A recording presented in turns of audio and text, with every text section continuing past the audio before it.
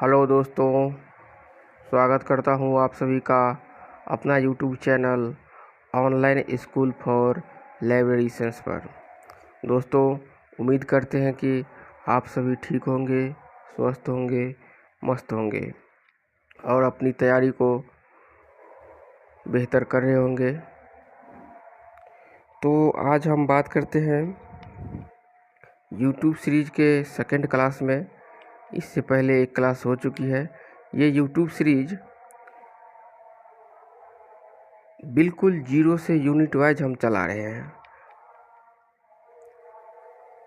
बिल्कुल जीरो से एकदम शुरुआत से बेसिक कॉन्सेप्ट को क्लियर करते हुए हम 1-2 दिन के बाद हम कॉन्सेप्चुअल क्लास भी लेके आएंगे। ये तो अभी हम एमसीक्यूज करा रहे हैं और स्टूडेंट लोगों का डिमांड हुआ है कि कॉन्सेप्चुअल थ्योरी क्लास भी लेके आइए, तो हम 2-4 रोज़ के बाद उस पर भी काम करेंगे। फ़िलहाल अभी 1-2 दिन और एमसीक्यूज की क्लास ही चलेगी। इसके बाद हम थ्योरी क्लास पर अपना उस पर काम करेंगे। ये जो यूट्यूब सीरीज़ है ये बहुत ही इम्पोर्टेंट है उन विद्यार्थियों के लिए जो अपना कॉन्सेप्ट क्लियर करना चाहते हैं, जो अपना बेस बनाना चाहते हैं। ये यूट्यूब सीरीज़ जो है यूनिट वाइज हम इसको आगे कंटिन्यू करेंगे। यूनिट 1 जो फाउंडेशन है उसके तहत हम अभी क्लास कर रहे हैं। यूनिट 1 के तहत उसके अंदर जितने भी सारी चीज़ है हम सबको यूनिट वाइज एकदम चैप्टर वाइज पूरा कॉन्सेप्ट क्लियर करते हुए एक एक बिंदु पर हम बात करेंगे। एक भी क्वेश्चन बाहर हम इससे छूटने नहीं देंगे। इस तरीक़ा से हम एमसीक्यू डिज़ाइन किए हैं। या 2-4 रोज़ के बाद जो अगर हम थ्योरी क्लास लेके आएंगे तो उसमें आप देखिएगा कि एकदम topic wise step by step हम एमसीक्यू की तरह कॉन्सेप्ट क्लियर करते हुए चलेंगे यूनिट वाइज। इसमें कहीं किसी प्रकार का किसी को भी दिक्कत नहीं होने वाली है। और जो भी इस वीडियो को देखेंगे, इस सीरीज़ से जुड़ेंगे और लगातार कंटिन्यू जुड़े रहेंगे, मैं क्या कहूँ, अभी पहले आ जाने दीजिए उसको। चलिए तो आगे बढ़ते हैं। 1-2 दिन के बाद आप सबों के बीच हम थ्योरी क्लास भी लेके आएंगे, ठीक है। कहीं किसी को दिक्कत नहीं होने वाली है, एकदम स्टेप बाय स्टेप चलेंगे। आप लोग की जो डिमांड होगी उसके अनुसार हम डिजाइन करेंगे, ठीक है। तो आज के हम इस वीडियो में आगे बढ़ते हैं, देखते हैं क्या है। आज जो मेरा टॉपिक है यूनिट 1 जो फाउंडेशन होता है उसके अंतर्गत इंडियन लाइब्रेरी एसोसिएशन, बहुत तरह के एसोसिएशन हम पढ़ेंगे, लेकिन अभी जो स्टार्ट हम किए हैं इंडियन लाइब्रेरी एसोसिएशन, उस पर हम आज बात करेंगे। ये ख़त्म हो जाएगा फिर एजलिक चलेगा, एटलिस्ट चलेगा, बहुत सारे हैं इसमें। इफ्ला, यूनेस्को, अंतर्राष्ट्रीय संगठन है ये सब, उस पर भी हम बात करेंगे। बहुत सारे, एक भी क्वेश्चन हम इसे छूटने बाहर नहीं जाने देंगे। आप लोग से विशेष आग्रह यही है कि आप लोग इस सीरीज़ से जुड़े रहिए और कंटिन्यू क्लास देखते रहिए, ठीक है। तो आज हम बात करते हैं इंडियन लाइब्रेरी एसोसिएशन, भारतीय पुस्तकालय संघ यूनिट 1 फाउंडेशन के अंतर्गत ये एसोसिएशन आता है, ठीक है। तो आगे देखिए क्या है। ये सबसे पहले सवाल है कि आईएलए की स्थापना कब हुआ। आईएलए की स्थापना कब हुआ, इसमें बहुत सारे बच्चे कंफ्यूज करते हैं, इसलिए हमने इसमें डेट सहित इसमें मैंने दे दिया है, मेंशन कर दिया है। बहुत सारी ईयर याद कर लेते हैं और एग्ज़ाम में अगर डेट पूछ दिया तो वहाँ पे जाके कंफ्यूज कर जाते हैं। इस वजह से हम पूरे कॉन्सेप्ट को लेकर चलते हैं। तो बताएंगे आप लोग कि आईएलए की स्थापना कब हुआ है।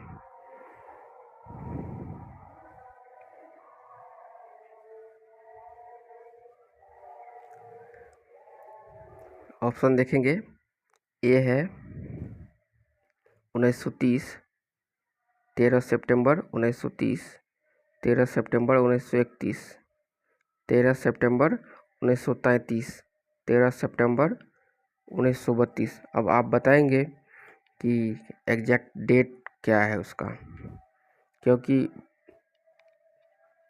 बहुत सारे स्टूडेंट इस भी याद कर लेते हैं, ईयर याद कर लेते हैं, लेकिन उनको डेट का पता नहीं होता है, इस वजह से कंफ्यूज कर जाते हैं।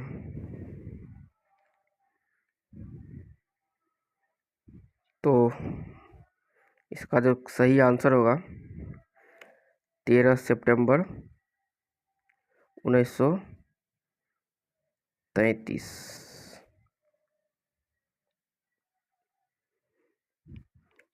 अगला क्वेश्चन देखते हैं क्या है।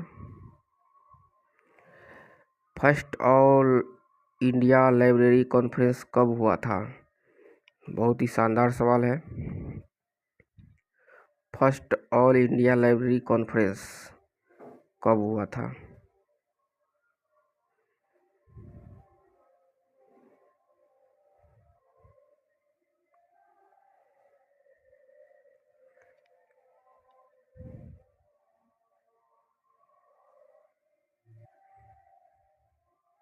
1933, 1934, 1935, 1936।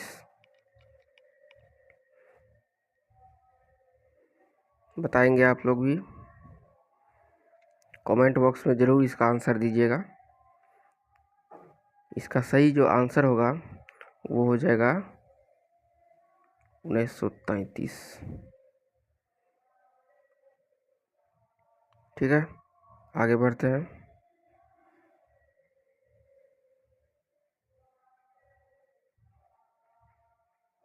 अब अगला क्वेश्चन है कि ये जो कॉन्फ्रेंस है 1933 में हुआ था, first all India library conference, ये कहाँ हुआ था?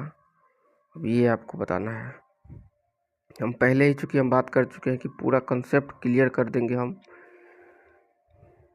तो बताइए आप लोग कि इसका क्या आंसर होगा। इसका सही आंसर कलकत्ता हो जाएगा। ठीक है, आगे बढ़ते हैं, क्या है देखते हैं। आप लोग भी कमेंट बॉक्स में इसका आंसर ज़रूर देंगे।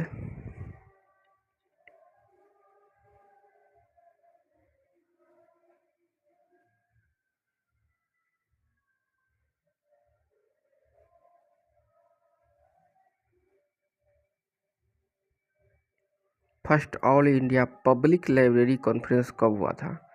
अब इससे पहले था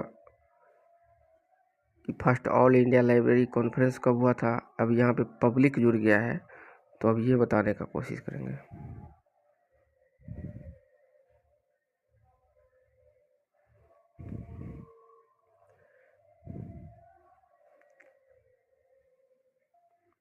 एक मिनट, यहाँ पे ऑप्शन थोड़ा गड़बड़ हो गया।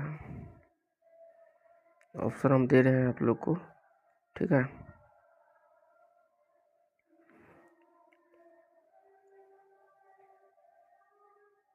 उन्नीस सौ 1934, 1935, 1960। अब ये ऑप्शन है, इसको आप लोग नहीं देखना है, ये ऑप्शन थोड़ा टाइपिंग मिस्टेक है, ठीक है, इसको नहीं देखना है। आप लोग इसमें से ऑप्शन चूज कीजिए, ए बी सी डी, ये है। तो बताएंगे इसका आंसर क्या हो जाएगा। First all India public library conference, तो इसका आंसर हम बता रहे हैं आपको 1934। इसका जो सही आंसर है 1934। आगे देखते हैं क्या है।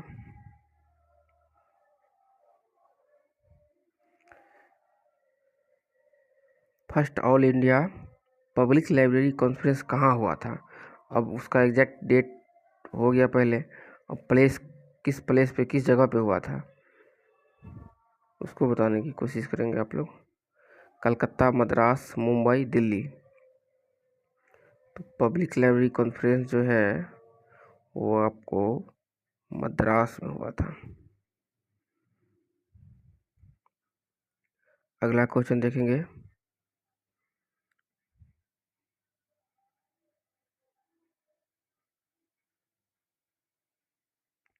First all India library conference of librarian कब हुआ था? मतलब लाइब्रेरियन के लिए जो कॉन्फ्रेंस पहली बार हुआ था वो कब हुआ था, कब और कहाँ हुआ था?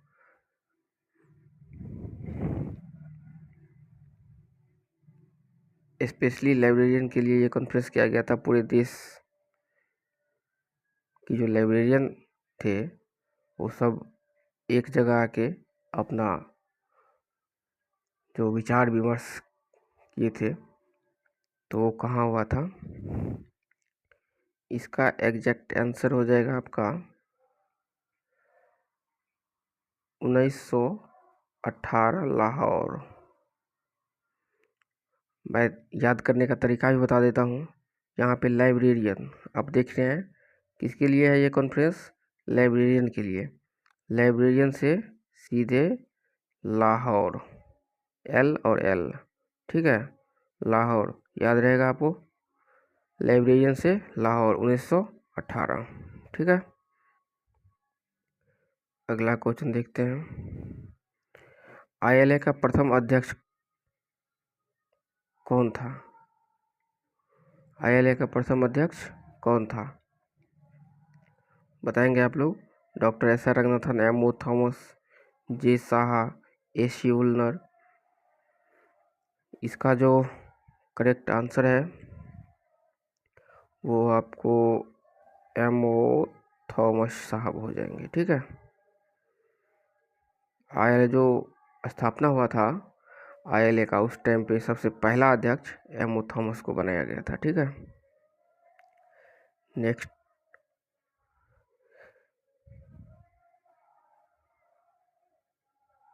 आईएलए का वर्तमान अध्यक्ष, ये बहुत इम्पोर्टेंट सवाल है। इसको आप ध्यान से देखें या फिर इसको कहीं नोट कर लें, या फिर इसका मैं वेबसाइट बता दूंगा, उसको आप विजिट करते रहें, ताकि अगर चेंज हो तो आपको उसका इन्फॉर्मेशन मिल जाए। आईएलए का जो वर्तमान अध्यक्ष है प्रदीप राय, ठीक है। वर्तमान अध्यक्ष है, करंट अध्यक्ष है अभी प्रदीप राय। इससे पहले राम मोहन रामभाव खेदरे जी थे, लेकिन इसी बीच में चुनाव हुआ उसका, फिर से जो है प्रदीप राय को चुना गया, ठीक है।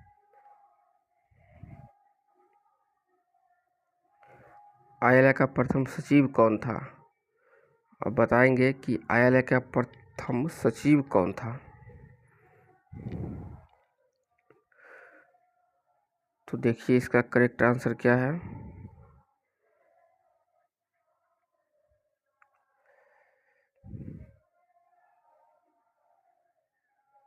प्रथम सचिव की बात करें हम तो ON चौबे साहब प्रथम सचिव। प्रथम अध्यक्ष एम ओ थॉमस को बनाया गया था, और प्रथम सचिव जो है वो ON चौबे को बनाया गया था। नेक्स्ट देखिए क्या है। आईएलए का वर्तमान सचिव कौन है? ये तो प्रथम की बात की है हम अभी।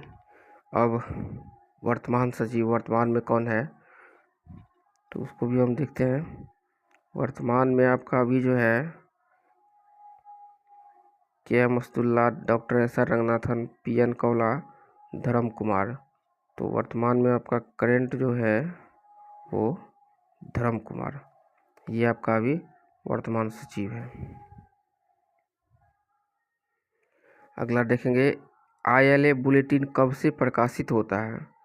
सब बहुत ही महत्वपूर्ण है, इससे एक न एक क्वेश्चन जरूर आता है, कम से कम एक तो आना ही है, मैक्सिमम 2-3 भी आ सकता है। आईएलए जो कि इंडियन एसोसिएशन है, और हम लोग इंडिया की बात करते हैं, तो आईएलए से क्वेश्चन ना पूछा जाए ये सवाल ही ना बनता है। इसलिए अब जो आने वाला सवाल है कुछ, वो बहुत महत्वपूर्ण है, उसको ध्यान से देखिएगा। आईएलए बुलेटिन कब से प्रकाशित होता है? 1960, 1967, 1965, 1963।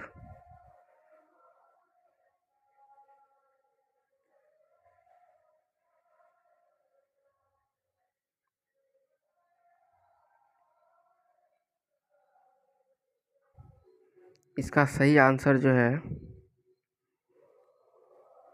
1965।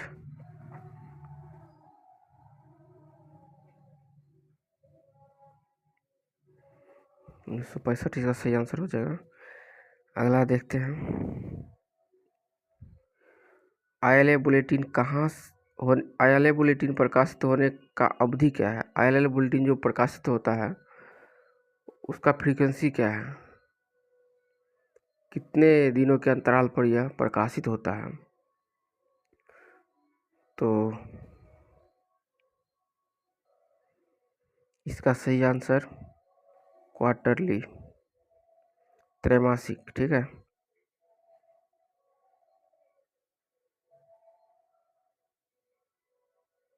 त्रैमासिक मतलब 3 महीना में एक बार। अगला क्वेश्चन देखते हैं, ILA न्यूज लेटर कब से प्रकाशित होता है? वो था ILA बुलेटिन, अब है ILA newsletter. Newsletter की बात करें हम तो 1984 से ये प्रकाशित हो रहा है। ठीक है, इस पर हम और बात करेंगे आगे। बाद में इसका नाम भी चेंज किया गया है, 1990 में इसका नाम चेंज कर दिया गया।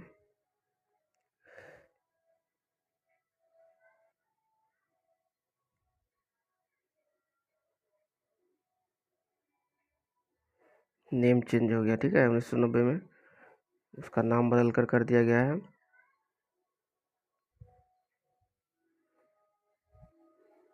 आगे देखिए, अगला क्वेश्चन क्या है, ILA न्यूज लेटर प्रकाशित होने की अवधि क्या है? ये तो 1984 से प्रकाशित हो रहा है, लेकिन उसका फ्रीक्वेंसी क्या है, अवधि क्या है, कितने वर्ग मतलब अंतराल पर ये प्रकाशित हो रहा है? तो इसका जो अवधि है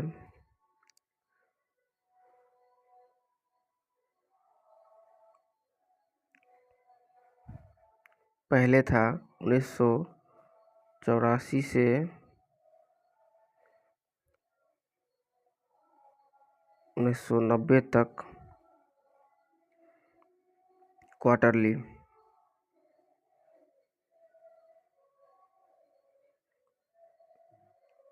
अब जो 1990 के बाद जो है मंथली हो गया है।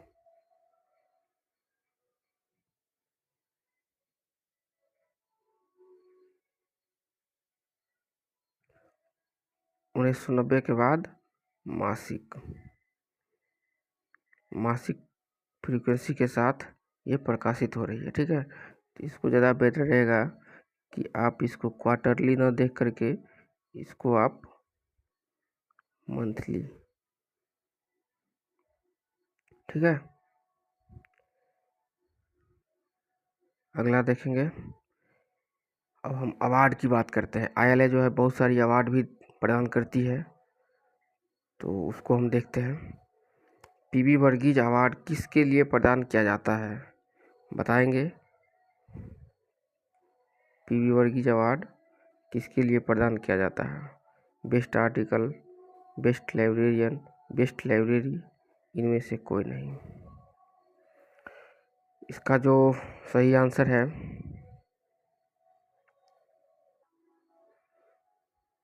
बेस्ट आर्टिकल हो जाएगा।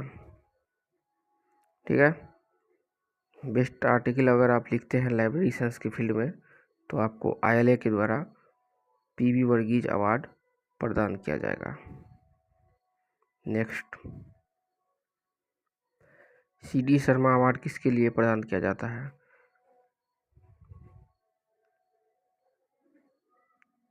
इसका भी जो करेक्ट आंसर हो जाएगा बेस्ट आर्टिकल। ये अवार्ड भी बेस्ट आर्टिकल के लिए प्रदान किया जाता है। ठीक है, अगली बात हम करेंगे।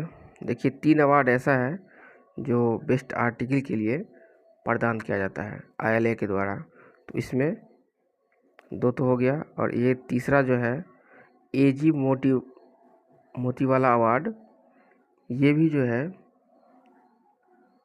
बेस्ट आर्टिकल के लिए ही दिया जाता है, लेकिन इसमें सबसे बड़ी खास ये है कि ये अवार्ड जो है AG Motiwala award young author को दिया जाता है।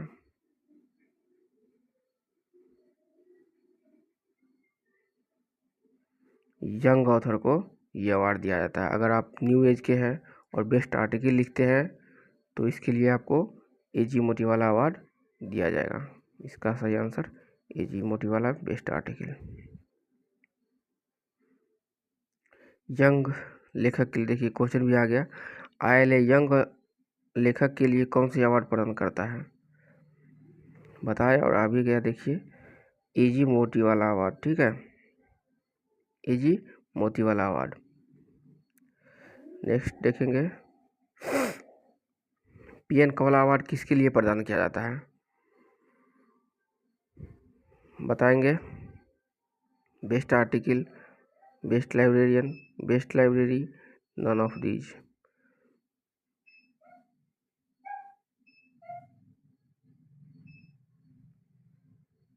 इसका सही आंसर जो है,